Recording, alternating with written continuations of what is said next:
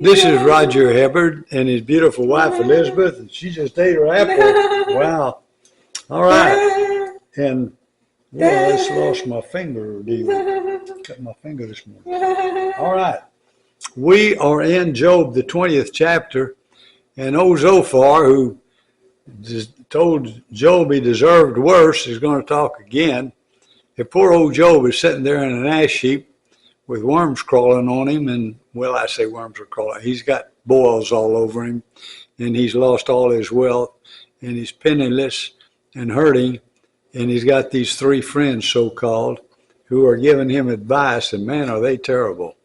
Anyway, before this book is over, God's going to say, hey, you're going to have to ask Job to pray for you, to bless you, because I don't like what you said to him. Then Zophar the Naamathite answered and said, therefore my thoughts answer me. Because of my haste within me, I hear censure that insults me.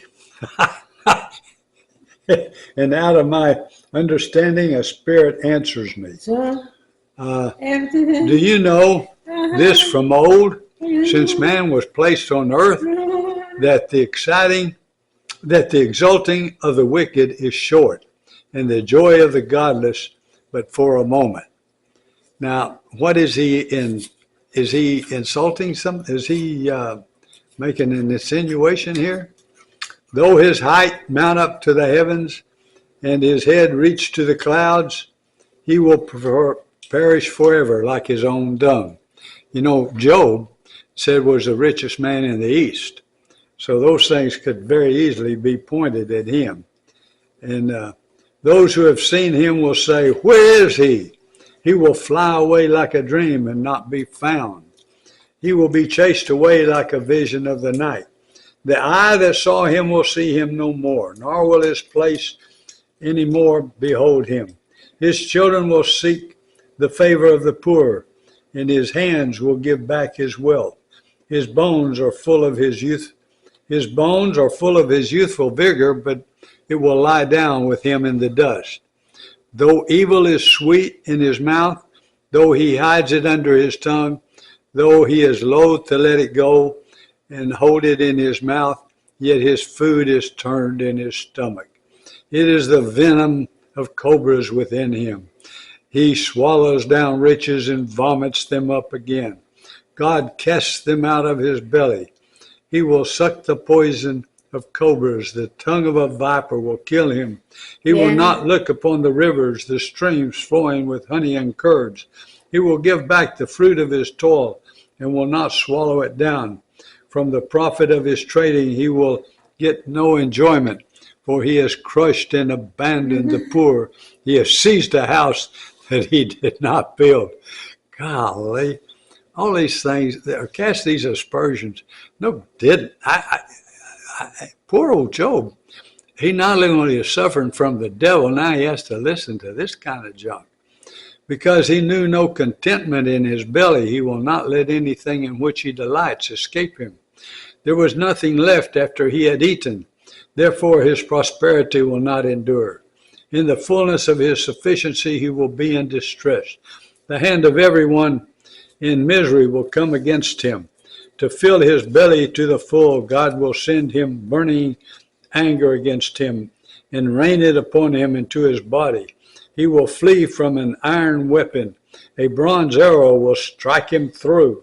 It is drawn forth and comes out of his body. The glittering point comes out of his gallbladder, and terrors come upon him. Man, I would want this guy to leave me alone, wouldn't you? Utter darkness is laid up for his treasures. A fire not fanned will devour him.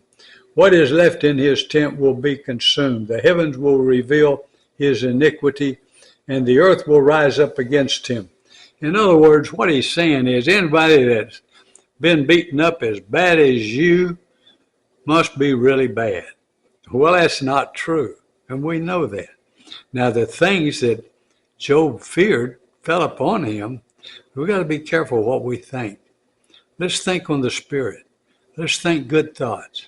And you talk to those things, your mountains, and tell them to be removed. because you have power.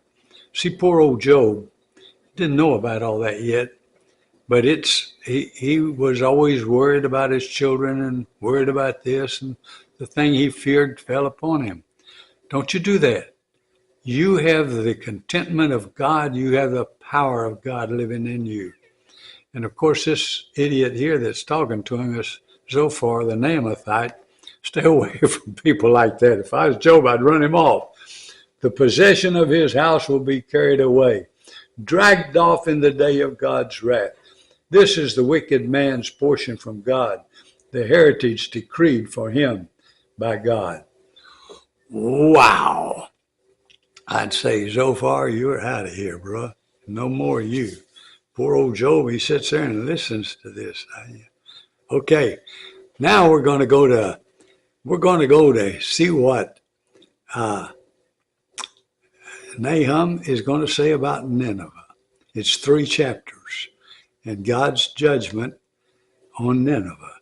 And Nineveh was the Assyrian capital. The Assyrians carried away the northern 10 tribes.